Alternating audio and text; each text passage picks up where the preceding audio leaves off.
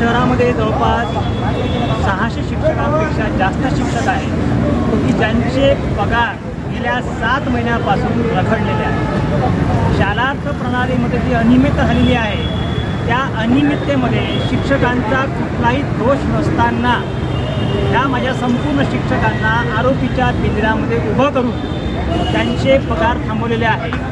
वेतन थांबवण्याबाबतचे शासन स्तरावरून कोणतेही आदेश नसताना जाणीवपूर्वक या संपूर्ण शिक्षकांचे पगार थांबवलेले आहे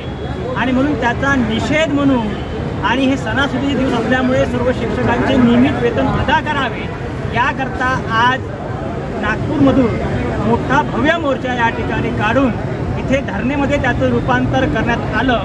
त्यानंतर आम्ही माननीय जिल्हाधिकारी महोदय यांची भेट घेतली, त्यांना निवेदन दिलं, त्यांना विनंती केली की या सर्व प्रक्रियेमध्ये ह्या संपूर्ण शिक्षकांचा कुठलाही दोष नाही, त्यामुळे यांची नियमित वेतन जे आहे ते यथाशीघ्र सुरू करण्याबाबत आपण योग्य ते निर्देश